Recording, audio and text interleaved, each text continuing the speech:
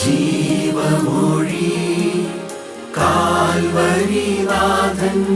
സ്നേഹമൊഴി തിരുനിറത്താൽ ജീവനേകും യേശുനാഥന്റെ ജീവമൊഴി ജീവധാര ജീവധാര ജീവധാര.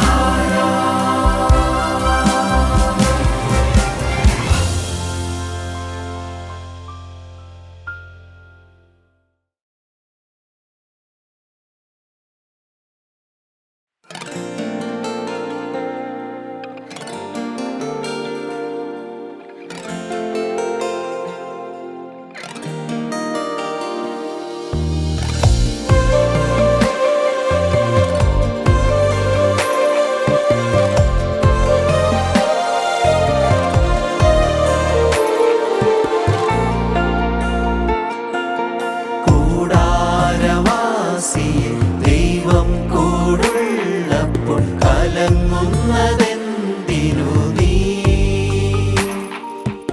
ഇക്കാലം കടന്നുപോ ദേശങ്ങൾ മാറിപ്പോ പതറുന്നതെന്തിനു നീ?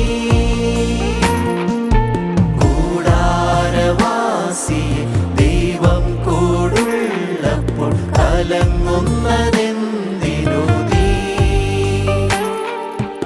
ഇക്കാലം കടന്നുപോ ദേശങ്ങൾ മാറിപ്പോ പതറുന്നതെന്തിനു നീ?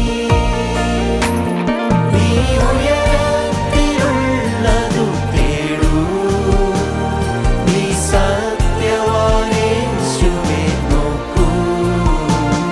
നീ ഉയരത്തിലുള്ളതു തേടൂ, നീ സത്യവാനേശുവെ നോക്കൂ.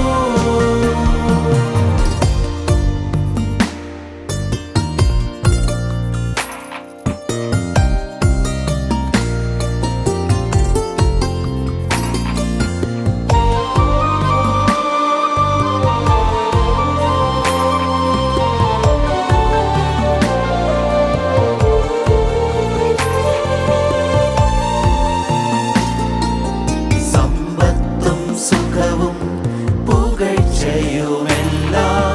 കാംക്ഷിച്ചു നീ വാണിടുന്നു. സമ്പത്തും സുഖവും പുകഴ്ചയുമെല്ലാം കാംക്ഷിച്ചു നീ വാണിടുന്നു. സംശയിക്കേണ്ട, മരണം ഒരു നാൾ നിന്നെയും തേടി വരുമേ. സംശയിക്കേണ്ട, മരണം ഒരു നാൾ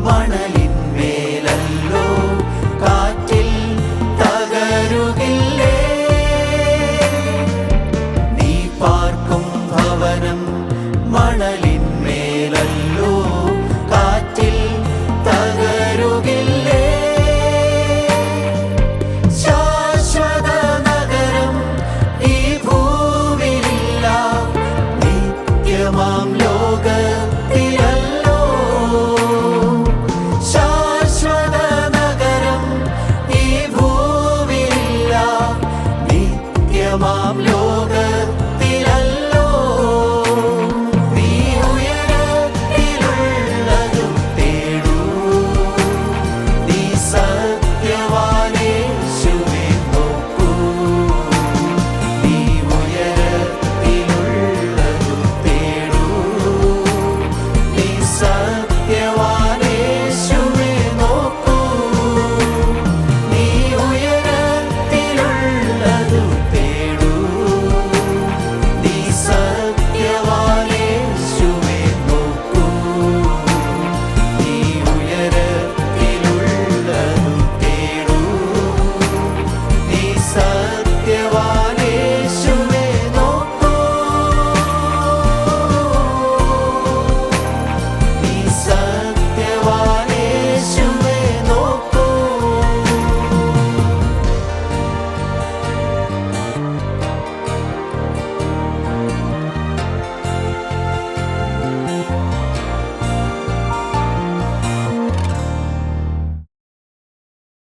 ത്രിയേക ദൈവത്തിന് സ്തുതി. അവിടുത്തെ പൊന്നുനാമം മാത്രം മഹത്വപ്പെടാൻ ഇടവരട്ടെ. വെറും ബലഹീനയായ അടിയനെ തിരുരക്തത്താൽ വീണ്ടെടുത്ത് ഈ കാലം വരെ കണ്ണിൻ്റെ കൃഷ്ണമണി പോലെ കൊണ്ടു നടന്ന ആപത്തിലും രോഗത്തിലും എല്ലാം കൂടെ ഇരുന്ന് എൻ്റെ പ്രാണപ്രിയനായ യേശുവിൻ്റെ സാക്ഷിയായി നിങ്ങളുടെ മുമ്പാകെ എഴുന്നേറ്റ് നിൽപ്പാൻ എനിക്ക് ശക്തി തന്ന ദൈവത്തെ ഞാൻ മുന്നമേ സ്തുതിക്കുന്നു, സ്തോത്രം ചെയ്യുന്നു. ദൈവനാമം മാത്രം മഹത്വപ്പെടാൻ ഇടവരട്ടെ. യോഹന്നാൻ്റെ സുവിശേഷം 5-ാം അധ്യായം 6-ാം വാക്യത്തിൽ നാം വായിക്കുന്നു, അവൻ കിടക്കുന്നത് യേശു കണ്ടു. ഇങ്ങനെ ഏറിയ കാലമായിരിക്കുന്നു എന്ന് അറിഞ്ഞു. നിനക്ക് സൗഖ്യമാകുവാൻ മനസ്സുണ്ടോ എന്ന് ചോദിച്ചു. ഒരു സാധുവായ മനുഷ്യനെ കണ്ട കർത്താവ്. സാധുവായ മനുഷ്യൻ ഇങ്ങനെ ഏറെക്കാലമായി ദുരിതം അനുഭവിക്കുന്നു എന്ന് അറിഞ്ഞ് അവൻ്റെ അടുത്തേക്ക് നടന്നെടുത്ത കർത്താവ്. ആ യേശുവാണ് ഇന്ന് വചനമായി നമ്മുടെ മുന്നിൽ വന്നിരിക്കുന്നത്. നൂറ്റാണ്ടുകൾക്ക് മുമ്പ് ആ യേശു യഹോവയായ ദൈവം പുറപ്പാട് പുസ്തകം 3:7 നാം വായിക്കുന്നു, എൻ്റെ ജനത്തിൻ്റെ കഷ്ടത കണ്ടു. അവർ ഊഴിയ വിചാരകന്മാരാൽ അനുഭവിക്കുന്നത് എല്ലാം കേട്ടു. അവരുടെ നിലവിളി കേട്ടു. അവരെ രക്ഷിപ്പാൻ ഞാൻ ഇറങ്ങി വന്നിരിക്കും എന്ന് മോശയോട്. അന്ന് മോശ ആരായിരുന്നു? 40 വർഷക്കാലമായി ആ മരുഭൂമിയിൽ കൂടി ആടുകളുടെ പിന്നാലെ അമ്മാനപ്പൻ്റെ ആടുകളെ നോക്കിക്കൊണ്ട് തകർന്ന മനസ്സോടെ കുനിഞ്ഞ ശിരസോടെ ഇടയ്ക്കിടയ്ക്ക് സ്വർഗത്തിലേക്ക് നോക്കുമായിരിക്കും. അങ്ങനെ നടന്ന മോശയ്ക്ക് എരിയുന്ന തീച്ചോളയിൽ പ്രത്യക്ഷനായ ദൈവം മോശയെ എന്ന് വിളിച്ച് ഈ ഇറങ്ങി വന്ന ദൈവം, ആ ദൈവം പറയുകയാണ്, എൻ്റെ ജനത്തിൻ്റെ കഷ്ടത ഞാൻ കണ്ടു. ഊഴിയ വിചാരകന്മാരാൽ ഉള്ള അവരുടെ നിലവിളി ഞാൻ കേട്ടു. അവരെ രക്ഷിപ്പാൻ ഞാൻ എഴുന്നള്ളി വന്നിരിക്കുന്നു എന്ന്. അത് ആ വാഗ്ദത്തം കരുണയുള്ള കർത്താവ് തൻ്റെ പ്രിയദാസനായ മോശയിൽ കൂടി മോശയ്ക്ക് ശക്തി കൊടുത്ത് ബലം കൊടുത്ത് അത് നിറവേറി. 2000 വർഷം മുമ്പ് യേശു ഇതാ ഗലീലയിൽ നിന്ന് യെരുശലേമിലേക്ക് വരികയാണ്. യഹൂദന്മാരുടെ ഒരു ഉത്സവത്തിൽ പങ്കെടുക്കാനാണ് വരുന്നത്. പണ്ട് യഹോവയുടെ ഉത്സവം, യഹോവയുടെ പെസഹ എന്നെല്ലാമാണ് പറഞ്ഞിരുന്നത്. ഇന്നത് യഹൂദന്മാരുടെ പെരുന്നാൾ, യഹൂദന്മാരുടെ ഉത്സവമെന്നായിത്തീർന്നു. എന്നാലും യേശു വരികയാണ്. യേശു ഒരു സ്ഥലത്ത് വരുന്നെങ്കിൽ അവന് വലിയൊരു ലക്ഷ്യമുണ്ട്. താൻ വന്നത് ഇതുപോലെ അശരണരായ ആലംബഹീനരായ മനുഷ്യരെ രക്ഷിക്കാനാണല്ലോ. കാണാതെ പോയതിനെ രക്ഷിപ്പാൻ വന്ന നമ്മുടെ പ്രാണപ്രിയനായ യേശു ആട്ടുവാതുക്കൾ കൂടി യെരൂശലേം ദേവാലയത്തിലേക്ക് നടന്നെടുക്കുകയാണ്. യെരൂശലേമിലേക്ക് വരികയാണ്. ആട്ടുവാതിൽക്കൽ ബെതസ്ത കുളമുണ്ട്. ആ കുളത്തിന് എബ്രായ പദത്തിന് ഹൗസ് ഓഫ് മേഴ്സി, കരുണയുടെ ഭവനം എന്നാണ് പേര്. ആ കരുണയുടെ ഭവനത്തിൻ്റെ ആ കുളക്കരയെ കരുണ ലഭിക്കാത്തവനായി, മുൻപിലേക്ക് നോക്കിയാൽ ഒന്നുമില്ലാത്തവനായി ഇതാ ഒരു മനുഷ്യൻ 38 വർഷമായി രോഗിയായി കിടക്കുന്നു. പ്രിയരെ, നിങ്ങൾക്ക് ആർക്കെങ്കിലും ഇങ്ങനൊരു അനുഭവമുണ്ടോ? ഇത്ര കാലമായിട്ട് ഞാൻ അനുഭവിക്കുന്നുവെന്ന് ഒരുപക്ഷെ പറയാനില്ലായിരിക്കും.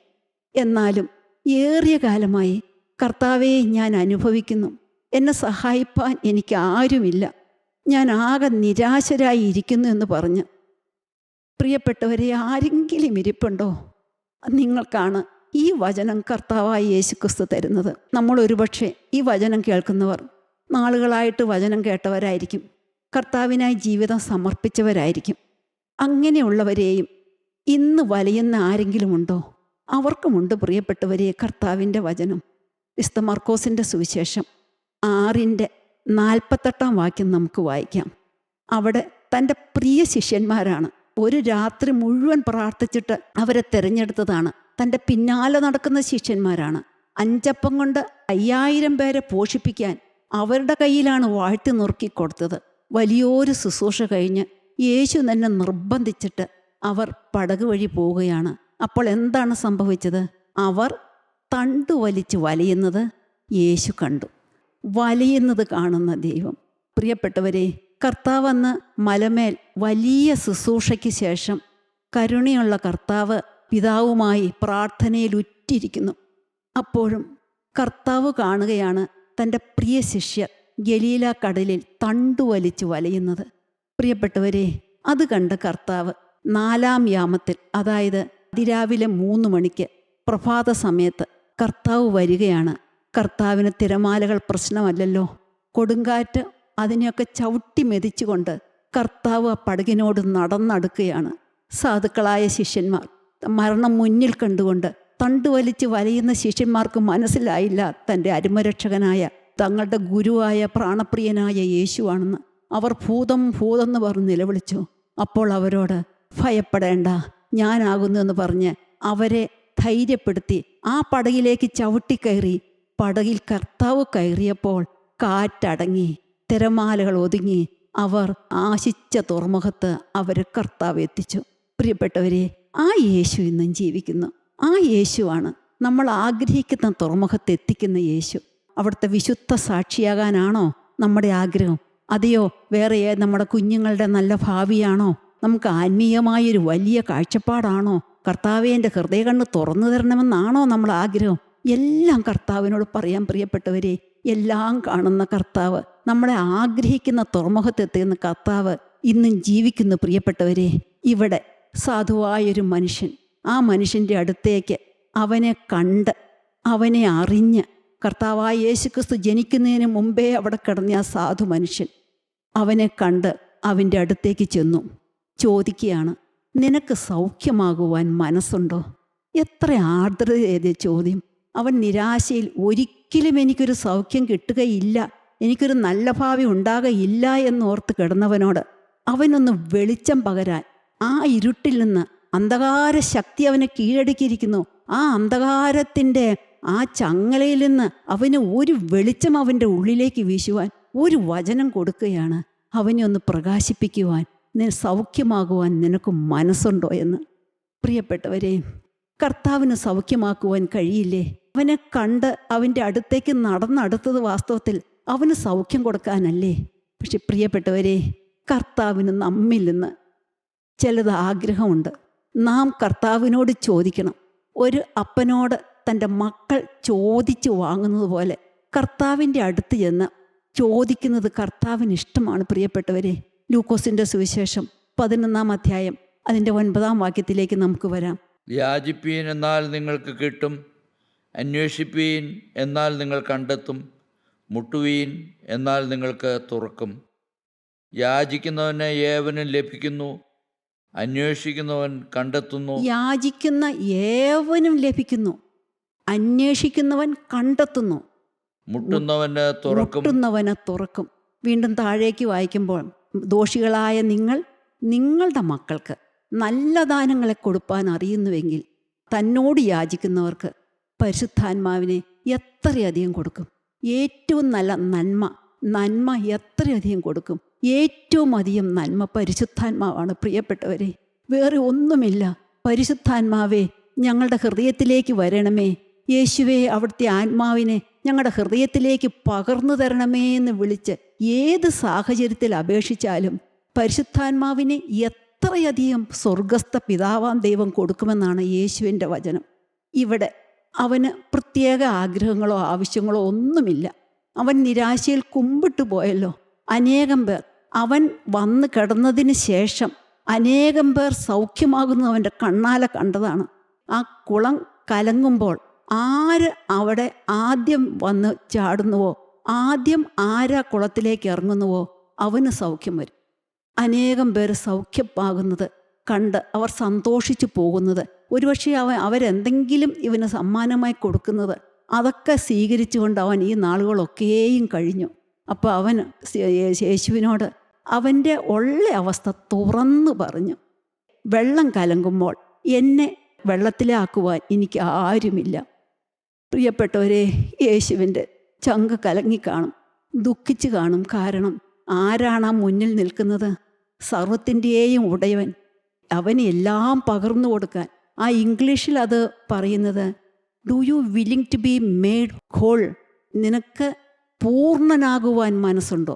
നിനക്ക് പൂർണ്ണനാകുവാൻ, ആത്മാവിലും ശരീരത്തിലും പൂർണ്ണത പ്രാപിക്കാൻ, ശരീരത്തിലും ആത്മാവിലും സൗഖ്യം പ്രാപിക്കാൻ നിനക്ക് മനസ്സുണ്ടോ എന്നാണ് കർത്താവ് ചോദിച്ചത്. ഈ ശരീരത്തിനും ആത്മാവിനും പൂർണ്ണ സൗഖ്യം തരുവാൻ, പൂർണ്ണത തരുവാൻ മനസ്സുള്ളവനാണ്, ശക്തിയുള്ളവനാണ് തൻ്റെ മുമ്പിൽ നിൽക്കുന്നതെന്നും ആ സാധുവിനെ അറിഞ്ഞുകൂടാ. പ്രിയപ്പെട്ടവരെ, നമുക്ക് ഒന്നും അറിഞ്ഞുകൂടെങ്കിലും, തിയോളജി ഒന്നും അറിഞ്ഞുകൂടെങ്കിലും അവിടുത്തെ പൊന്നുമുഖത്തേക്ക്, ആ ക്രൂശിലേക്ക് നോക്കിക്കൊണ്ടിരുന്നാൽ മതി. പ്രിയപ്പെട്ടവരെ, നമ്മുടെ ജീവിതത്തിൽ അത്ഭുതം നടക്കും, ആകുലം മാറും. ഇതിൻ്റെയൊക്കെ സാക്ഷിയാണ് പ്രിയപ്പെട്ടവരെ. എനിക്കും ഇതെല്ലാം അനുഭവിക്കാൻ കർത്താവ് ഒരു ഭാഗ്യം തന്നതാണ്. എൻ്റെ യേശു തരുന്ന സമാധാനം, യേശു തരുന്ന സൗഖ്യം, യേശു തരുന്ന സന്തോഷം, ഇതൊക്കെ അനുഭവിച്ചുകൊണ്ടാണ് ഞാൻ നിങ്ങളുടെ മുമ്പാകെ പറയുന്നത്. ഈ സാധു മനുഷ്യന് ഒന്നും മനസ്സിലായില്ല, പക്ഷേ കർത്താവ് ഒരു വചനം കൊടുത്തു. നമുക്കത് വായിക്കാം. അവൻ കിടക്കുന്നത് യേശു കണ്ടു. ഇങ്ങനെ ഏറിയ കാലമായിരിക്കുന്നു എന്നറിഞ്ഞു. നിനക്ക് സൗഖ്യമാകുവാൻ മനസ്സുണ്ടോ എന്ന് അവനോട് ചോദിച്ചു. രോഗി അവനോട്, യജമാനെ, വെള്ളം കലങ്ങുമ്പോൾ എന്നെ കുളത്തിലാക്കുവാൻ എനിക്ക് ആരുമില്ല. ഞാൻ തന്നെ ചെല്ലുമ്പോൾ മറ്റൊരുത്തൻ എനിക്ക് മുമ്പായി ഇറങ്ങുന്നു എന്ന് ഉത്തരം പറഞ്ഞു. യേശു അവനോട്, എഴുന്നേറ്റ് നിന്റെ കിടക്ക എടുത്ത് നടക്ക എന്ന് പറഞ്ഞു. എഴുന്നേറ്റ് നിന്റെ കിടക്ക എടുത്ത് നടക്ക പറയുന്നു. എഴുന്നേൽക്ക്. പ്രിയപ്പെട്ടവരെ, ഇത് നമുക്ക് ഓരോരുത്തരോടുമുള്ള ദൂതാണ്. നാം ആത്മാവിൽ മയങ്ങിക്കിടക്കുകയാണോ? ആത്മാവിൽ തളർന്നു കിടക്കുകയാണോ? ഏതെങ്കിലും പ്രതികൂല സാഹചര്യങ്ങൾ നമുക്കുള്ളത് കൊണ്ട് നാം അതുപോലെ മുഖം കുമ്പിട്ടിരിക്കുകയാണോ? കർത്താവ് പറയുന്നു, മകനെ നീ എഴുന്നേൽക്ക, മകളെ നീ ഒന്ന് എഴുന്നേൽക്ക്. എൻ്റെ ദൈവത്തിന് സ്തോത്രം. നാം ഒന്ന് എഴുന്നേറ്റ് കാണുവാൻ, എഴുന്നേറ്റ് നടക്കുന്നത് കാണുവാൻ, എഴുന്നേറ്റ് പ്രകാശിക്കുന്നത് കാണുവാൻ കൊതിക്കുന്നൊരു സ്വർഗത്തിലെ അപ്പനുണ്ട്. പ്രിയപ്പെട്ടവരെ, നാം ഈ അങ്ങോട്ടും ഇങ്ങോട്ടും നോക്കി വലയേണ്ടവരല്ല, അലയേണ്ടവരല്ല, പിശാചിൻ്റെ ബന്ധനത്തിൽപ്പെട്ട് ഉഴലേണ്ടവരല്ല. നാം എഴുന്നേൽക്കണം യേശുവിൻ്റെ നാമത്തിൽ. ഇവനോട് പറഞ്ഞു, എഴുന്നേൽക്ക, ഇവൻ്റെ ഏകയാശ്രയമായ കിടക്ക നീ അത് അവിടെ നീ വെക്കണ്ട. ഒരുപക്ഷെ അവൻ തിരിച്ചെങ്ങാനും വന്ന് കിടക്കാൻ നോക്കിയാലോ, പിന്മാറിപ്പോയാലോ? ഇല്ല, നിന്റെ കിടക്ക എടുക്കുക. ഇതുവരെ നിന്നെ താങ്ങിയ കിടക്ക നീ എടുത്തുകൊണ്ട് നടക്കുക. അത് ഇനി ഒരിക്കലും നിന്നെ താങ്ങുകയില്ല. ഇതുവരെ നിന്നെ സഹായിച്ചവരെ നീ അങ്ങോട്ട് സഹായിക്കാനുള്ള കൃപ നിനക്ക് ഞാൻ തന്നിരിക്കുന്നു, ശക്തി പകർന്നിരിക്കുന്നു. എഴുന്നേറ്റ് കിടക്കയെടുത്ത് നടക്കുക. ഇരിക്കാനല്ല പറഞ്ഞത്, എഴുന്നേൽക്കാൻ മാത്രമല്ല പറഞ്ഞത്, നടക്കണം. പ്രിയപ്പെട്ടവരെ, യേശുവിൻ്റെ പിന്നാലെ നാം നടക്കണം. നാം ഒന്ന് ആയിരിക്കുന്ന അവസ്ഥയിൽ നിന്ന് നാം എഴുന്നേൽക്കണം. എല്ലാം അറിയുന്ന കരുണയുള്ള കർത്താവാണ് പറയുന്നത്, നീ എഴുന്നേൽക്കുക. നമ്മുടെ ബലഹീനത അറിയുന്നവനാണ് പറയുന്നത്, എല്ലാം അറിയുന്നവനാണ് പറയുന്നത്. വെളിപ്പാട് പുസ്തകം 2-ാം അധ്യായം 13-ാം വാക്യത്തിൽ നാം പെർഗമോ സഭയുടെ ദൂതൻ എഴുതുന്നു. പെർഗമോ സഭയുടെ ദൂതന് എന്താണ് എഴുതുന്നത്? നീ എവിടെ പാർക്കുന്നു എന്നും അത് സാത്താന്റെ സിംഹാസനമുള്ളയിടം എന്നും ഞാൻ അറിയുന്നു. അത് സാത്താന്റെ സിംഹാസനമുള്ളയിടമെന്നും അറിയുന്നു. പ്രിയപ്പെട്ടവരെ, കർത്താവ് അറിയുന്നു. ആ സഭയിൽ നിന്ന് താൻ വീണ്ടെടുത്ത കുറച്ച് മക്കളുണ്ട്, അവരുടെ അവസ്ഥ കർത്താവ് അറിയുന്നു. അവരെവിടെ കിടക്കുന്നവർ സാത്താൻ്റെ സിംഹാസനമുള്ളിടത്ത്. പ്രിയപ്പെട്ടവരെ, സാത്താൻ കുടികൊള്ളുന്ന ഭവനത്തിലാണോ നിങ്ങളിന്ന് വസിക്കുന്നത്? കർത്താവ് അതറിയുന്നു. ബഹളവും കയ്പും വിദ്വേഷവും പകയും നിറഞ്ഞിരിക്കുന്ന, ഒരു പ്രാർത്ഥിക്കാൻ, ഒരു വചനം കേൾക്കാൻ, അല്ല ഒന്ന് സ്വസ്ഥമായിരുന്ന് ബൈബിൾ വായിക്കാൻ പോലും സൗകര്യമില്ലാത്ത ഒരു സ്ഥലത്താണോ നിങ്ങൾ വസിക്കുന്നത്? ഭയപ്പെടേണ്ട പ്രിയപ്പെട്ടവരെ, കർത്താവ് അറിയുന്നു നീ പാർക്കുന്നിടം സാത്താൻ്റെ സിംഹാസനമുള്ളിടത്തുനിന്ന്. പിന്നെ നാം താഴോട്ട് വായിക്കുമ്പോൾ കാണുന്നു, നീ മാനസാന്തരപ്പെടുക. അതാണ് കർത്താവ് ആഗ്രഹിക്കുന്നത്. നീ വീണ്ടെടുക്കപ്പെട്ടതാണ്, കർത്താവിനായി ജീവിതം സമർപ്പിച്ചതാണ്. കർത്താവ് ഈ വചനം കേൾക്കാൻ ഇടയ്ക്കൊക്കെ സാധിക്കുന്നുണ്ട്, എല്ലാം ശരി, വചനത്തോട് കൊതിയുണ്ട്. പക്ഷേ ഇനിയും മാനസാന്തരപ്പെടേണ്ടതുണ്ട്. അവരോട് അവരുടെ പാപങ്ങളൊക്കെ പറഞ്ഞു കൊടുത്തിട്ട് നമുക്കും കർത്താവ് ഇപ്പോൾ പാവബോധം തന്ന് പിശാച് അവകാശം പറയുന്ന എന്തെങ്കിലും നമുക്കുണ്ടോ എന്ന് നോക്കി കർത്താവ് പറഞ്ഞു തരുന്നത് പോലെ, ആലോചന പറഞ്ഞു തരുന്നത് പോലെ നാം നമ്മുടെ ഹൃദയത്തിലേക്ക് നോക്കി, കർത്താവേ, പിശാച് അവകാശം പറയുന്ന എന്തെങ്കിലും എൻ്റെ ജീവിതത്തിലുണ്ടോപ്പാ, അത് നാം തികഞ്ഞു നോക്കണം. പ്രിയപ്പെട്ടവരെ, മാനസാന്തരപ്പെടുക, മാനസാന്തരപ്പെടുക. കർത്താവിന് പറയാനുള്ളത്, ആ സഭയോടും പറയാനുള്ളത്, മാനസാന്തരപ്പെടുക. മാനസാന്തരപ്പെട്ടാൽ കർത്താവ് തരുന്ന അത്ഭുത അനുഗ്രഹങ്ങൾ നമുക്ക് താഴോട്ട് വായിക്കാൻ പറ്റും. മാനസാന്തരപ്പെടാഞ്ഞാലുള്ള ബുദ്ധിമുട്ടും നമുക്കവിടെ വായിക്കാൻ പറ്റും.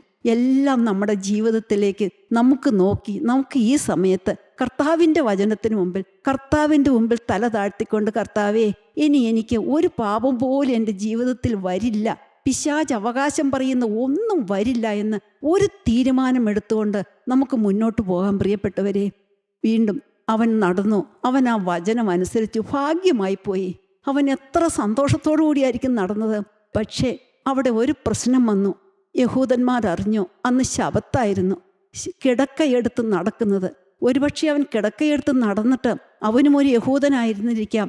അവൻ തൻ്റെ കൂട്ടുകാരോട്, തൻ്റെ ദേവാലയത്തിൽ കൂടെയുള്ളവരോടൊക്കെ ഒന്ന് ചേരുവാൻ കൊതിച്ച് തൻ്റെ കിടക്കയെടുത്ത് ഓടിച്ചെന്ന് കാണും. പക്ഷേ അവർക്ക് ആ സാധു മനുഷ്യൻ്റെ അഭിവൃദ്ധിയിൽ 38 വർഷമായി തളർന്നു കിടന്ന, ആത്മാവിലും ശരീരത്തിലും മയങ്ങിക്കിടന്ന, പാപച്ചെളിയിൽ ഊണ്ടുകിടന്ന, പിശാച് പാപത്തിൽ മുക്കിയിട്ടിരുന്ന, ബന്ധനത്തിലായിട്ടിരിക്കുന്ന ആ സാധു മനുഷ്യൻ എഴുന്നേറ്റ് നടക്കുന്നത്, ദൈവത്തെ സ്തുതിച്ചുകൊണ്ട് നടക്കുന്നത് കണ്ടപ്പോൾ അത് യഹൂദന്മാർക്ക്, പരീശന്മാർക്ക് ഇഷ്ടപ്പെട്ടില്ല. ഈ ശബത്തിൽ നീ കിടക്കയെടുത്ത് നടക്കുന്നു, അവനെ ക്രോസ് ചെയ്യുകയാണ്. കർത്താവ് ഇതെല്ലാം അറിഞ്ഞു. അതിൻ്റെ 14-ാം വാക്യം നാം വായിക്കുമ്പോൾ എന്താണ് കാണുന്നത്? 14-ാം വാക്യം, നോക്കൂ, നിനക്ക് സൗഖ്യമായല്ലോ, അധികം തിന്മയായത് ഭവിക്കാതിരിപ്പാൻ ഇനിയും പാപം ചെയ്യരുത്. ഈ മനുഷ്യന് അധികം തിന്മയോ? നമ്മൾ ഓർക്കും, എന്താണ് കർത്താവ് അങ്ങനെ പറയുന്നത്? ഈ 38 വർഷക്കാലം ഈ കുളക്കരയിൽ കിടന്ന മനുഷ്യനെ ഇനി എന്താണ് പ്രിയപ്പെട്ടവരെ അതിലും വലിയ തിന്മ? പലരും പറഞ്ഞ് ഞാൻ കേൾക്കാറുണ്ട്, ഞാനും ചിന്തിക്കാറുണ്ട്, ഇത്രയ്ക്ക് ആകുലത, ഇത്രയ്ക്ക് പ്രശ്നം എൻ്റെ ജീവിതത്തിലുണ്ട്, ഇനി ഒരു കാലത്ത് കർത്താവ് എന്നെ സഹായിക്കും, ഞാനും സ്വർഗത്തിലെത്തും. അതൊരു മൂഢവിശ്വാസമാണ് പ്രിയപ്പെട്ടവരെ, മൂഢവിശ്വാസം. കർത്താവ് പറയുന്നു, എല്ലാം ശരി, ഇപ്പോൾ നിൻ്റെ രോഗസൗഖ്യം നിനക്ക് കിട്ടി, നീ ഇതുവരെയുള്ള പാപത്തെപ്പറ്റി നീ ഓർക്കണ്ട, എല്ലാം ഞാൻ ക്രൂശിൽ ചുമന്നൊഴിച്ചു. പക്ഷേ ഇനി പാപം ചെയ്യരുത്. നമ്മുടെ ഓരോരുത്തരോടുമുള്ള കരുണയുള്ള കർത്താവിൻ്റെ യാചനാഭാവമാണ് പ്രിയപ്പെട്ടവരെ. ഇനി പാപം ചെയ്യരുത്, കാരണം അധികം തിന്മയായത് ഭവിക്കും. അധികം തിന്മ എന്തായിരിക്കും പ്രിയപ്പെട്ടവരെ? നിത്യ നരകം. കർത്താവ് തന്നെ പറഞ്ഞിട്ടുണ്ട്. ആ തീച്ചൂളയുടെ അനുഭവം, വീണ്ടും കടാത്ത തീയും ചാകാത്ത പുഴുവുമുള്ളിടം, ആ ഇരുട്ടിൻ്റെ അറ, അത് ആർക്കു വേണ്ടി സൃഷ്ടിച്ചതാണ്? തന്നോട് ദൈവം അത് ഉണ്ടാക്കിയിരിക്കുന്നത് പിശാചിനും അവൻ്റെ ദൂതന്മാർക്കും വേണ്ടി മാത്രമാണ്. തന്നോട് മത്സരിച്ച പിശാചിന് വേണ്ടിയിട്ട് മാത്രം. തൻ്റെ മോഹന സൃഷ്ടിയായ മനുഷ്യൻ അവിടെ പാർക്കാൻ ഒട്ടും കർത്താവ് ആഗ്രഹിക്കുന്നില്ല. പ്രിയപ്പെട്ടവരെ, നാം നിത്യസ്വർഗത്തിൽ, ഇവിടെ നിത്യസ്വർഗത്തിൻ്റെ അനുഭവം, യേശുവിനോട് കൂടെ വസിക്കുന്ന അനുഭവം പ്രാപിച്ചിട്ട് കർത്താവ് ആഗ്രഹിക്കുന്നു നാമും ആ നിത്യതയിലെത്താൻ. അതിന് എന്താണ് പ്രിയപ്പെട്ടവരെ? നാം അറിയണം നമുക്കൊരു ദൈവമുണ്ട് എന്ന്. 2 ദിനവൃത്താന്തം 16:9 നാം വായിക്കുന്നു, യഹോവയുടെ കണ്ണ് തങ്ങൾ ഏകാഗ്രചിത്തന്മാരായിരിക്കുന്നവർക്ക് വേണ്ടി, തന്നെത്താൻ ബലവാനെന്ന് കാണിക്കേണ്ടതിന് ഭൂമിയിലൊക്കെയും ഊടാടി നടക്കുന്നു. ആ ഭൂമിയിലൊക്കെയും ഊടാടി നടക്കുന്ന കണ്ണ് നമുക്ക് ബലം തരുവാൻ, നമ്മുടെ മേൽ ശക്തി പ്രവർത്തിക്കാൻ, കർത്താവിൻ്റെ ശക്തിയും അനുഗ്രഹങ്ങളും കൃപയും വരങ്ങളും എല്ലാം നമ്മിലേക്ക് ഒഴുക്കുവാൻ ആർക്കാണ് ഏകാഗ്രചിത്തത? കർത്താവിനോട് ഏകാഗ്രചിത്തന്മാരായി ആരെങ്കിലും ഉണ്ട്? കർത്താവിനെ തന്നെ അന്വേഷിച്ചുകൊണ്ട് ജീവിക്കുന്ന ആരെങ്കിലും ഉണ്ട്? കർത്താവിൻ്റെ കാൽവറി ക്രൂശിലേക്ക് നോക്കി മാത്രം നടക്കുന്ന, തൻ്റെ മുമ്പിൽ വെച്ചിരിക്കുന്ന ഓട്ടം സ്ഥിരതയോടെ ഓടി, അത് മറ്റുള്ളവരുടെ ഓട്ടമായിരിക്കില്ല നമ്മുടെ മുന്നിലുള്ളത്, നമ്മുടെ സഹോദരങ്ങളുടെ ഓട്ടമായിരിക്കില്ല, കൂട്ടായ്മയിലുള്ള മറ്റവരുടെ മുമ്പിലുള്ള ഓട്ടമായിരിക്കില്ല, നമ്മുടെ മുന്നിലുള്ള ഓട്ടം സ്ഥിരതയോടെ ഓടി, അങ്ങ് വീണും വേച്ചും വീണുമല്ല പ്രിയപ്പെട്ടവരെ, സ്ഥിരതയോടെ ഓടി വിശ്വാസത്തിൻ്റെ നായകനും പൂർത്തി വരുത്തുന്നതിനുമായ കർത്താവിനെ നോക്കി ഓടുന്നവർക്കാണ് കർത്താവ് ശക്തിയും ബലവും ഈ ലോകത്തിൽ തരുന്നത്. ഇവിടെ നമുക്ക് ഏറിയ ബുദ്ധിമുട്ടുകൾ കാണും. രോഗത്താൽ നാം വലയുകയായിരിക്കും. ഞാനും ഈ ഭൂമിയിലല്ലേ ജീവിക്കുന്നത്, എനിക്കുമുണ്ട് പ്രിയപ്പെട്ടവരെ ദുഃഖങ്ങളും ദുഃഖവിഷയങ്ങളും രോഗവിഷയങ്ങളും. ഇന്ന് ഞാൻ നിങ്ങളുടെ മുമ്പാകെ എഴുന്നേറ്റ് നിൽക്കുന്നത് കർത്താവിനോട് ഞാൻ ഒന്ന് പ്രാർത്ഥിച്ചു, കർത്താവെ അടിയൻ്റെ മേൽ വാഹനമേറണമേ. അവിടുന്ന് വാഹനമേറിയാൽ, ഇപ്പം നാം ഒരു കാറാണ്, നമ്മൾ വാഹനമേറുന്ന ആ വെഹിക്കിളിൻ്റെ അറ്റകുറ്റപ്പണികൾ ചെയ്യാൻ നമ്മളല്ലേ നോക്കുക? കർത്താവെ ഈ കഴുതയുടെ കാലിന്, ഈ കഴുതയ്ക്ക് ശക്തി തരണമേ എന്ന് പ്രാർത്ഥിച്ചാണ് പ്രിയപ്പെട്ടവരെ ഞാൻ വന്നത്. ദൈവത്തിന് സ്തോത്രം. അവിടുന്ന് തരുന്ന ശക്തിയാലാണ് ഞാനും എഴുന്നേറ്റ് നിൽക്കുന്നത്. ഈ നല്ലൊരു ക്രിസ്തീയ ജീവിതം, ഈ നല്ലൊരു ക്രിസ്തീയ ജീവിതം, സ്വർഗീയ പൗരത്വം നേടി ഈ യേശുവിൻ്റെ കൂടെയുള്ള ജീവിതം, പരിശുദ്ധാത്മാവിനാൽ നിറഞ്ഞുള്ള ജീവിതം, ആത്മാവിൽ പറന്നിന്നുള്ള ജീവിതം. പ്രിയപ്പെട്ടവരെ, നാം ആത്മാവിൻ്റെ ഹൈറ്റ്സിലായാൽ പിന്നെ ഈ പിശാച് നമ്മെ കല്ലുവെച്ചെറിയായിരിക്കും. പിശാച് തൻ്റെ ബലഹീന മനുഷ്യരിൽ കൂടി നമ്മെ കല്ലുവെച്ചെറിയും, നമ്മെ കൂക്കി വിളിക്കും, നമ്മെ പരിഹസിക്കും. പക്ഷേ നാം എവിടെയാണ്? അതിനൊക്കെ അപ്പുറം, അതൊക്കെ കർത്താവിൻ്റെ ചങ്കിലാണ് പ്രിയപ്പെട്ടവരെ വീഴുന്നത്. നാം ആത്മാവിൻ്റെ ഹൈറ്റ്സിൽ പറന്നു നടക്കുന്ന ഒരു അനുഭവം, അത് നാം ഈ ഭൂമിയിൽ വെച്ച് പ്രാപിക്കണം പ്രിയപ്പെട്ടവരെ. അങ്ങനെയുള്ളവർക്ക് ലഭിക്കുന്നത് എന്താണ്? വെളിപ്പാട് പുസ്തകം 22:1 മുതലുള്ള വാക്യം. വീഥിയുടെ നടുവിൽ ദൈവത്തിൻ്റെയും കുഞ്ഞാടിൻ്റെയും സിംഹാസനത്തിൽ നിന്ന് പുറപ്പെടുന്നതായി പളുങ്കുപോലെ ശുഭ്രമായ ജീവജലനദിയും അവൻ എന്നെ കാണിച്ചു. അതെ, യോഹന്നാൻ അപ്പോസ്തലന് തൻ്റെ പ്രിയപ്പെട്ട മക്കൾ പാർക്കുന്ന സ്വച്ഛ സ്ഫടിക തുല്യമായ ആ യെരുശലേമിൻ്റെ ആ വീതി കാണിക്കുകയാണ്. എത്ര മനോഹര വീതിയാണ്! വീണ്ടും 3-ാം വാക്യം മുതൽ നിന്ന് വായിക്കണം. യാതൊരു ശാപവും ഇനി ഉണ്ടാകയില്ല. യാതൊരു ശാപവും അവിടെ ഉണ്ടാകയില്ല പ്രിയപ്പെട്ടവരെ. യാതൊരു രോഗവും അവിടെ ഉണ്ടാകയില്ല. യാതൊരു ശാപം ഉണ്ടാകയില്ല. കാരണം അവിടെ ആരാണ് വസിക്കുന്നത്? ദൈവത്തിൻ്റെയും കുഞ്ഞാടിൻ്റെയും സിംഹാസനം അവിടെ ഇരിക്കുന്നു. അവരുടെ ദാസന്മാർ അവനെ ആരാധിക്കും. അവർ അവൻ്റെ മുഖം കാണും. ദൈവത്തിന് സ്തോത്രം.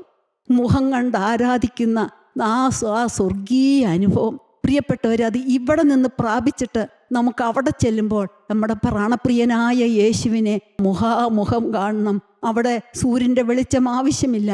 അവിടുന്ന് കർത്താവായ യേശു ക്രിസ്തു നമ്മുടെ മേൽ പ്രകാശിക്കുന്നതുകൊണ്ട് വിളക്കിൻ്റെ വെളിച്ചമോ സൂര്യൻ്റെ വെളിച്ചമോ ആവശ്യമില്ല. ആ നിത്യപർദീസയിൽ യുഗയുഗങ്ങൾ നമുക്ക് വസിക്കുവാൻ തക്കവണ്ണം കരുണയുള്ള കർത്താവിൻ്റെ കരം നമ്മളോട് കൂടെ ഉണ്ടായിരിക്കട്ടെ. അതിനായി നമുക്ക് നമ്മെ തന്നെ സമർപ്പിക്കാം. ഒരു വാക്ക് പ്രാർത്ഥിക്കാം.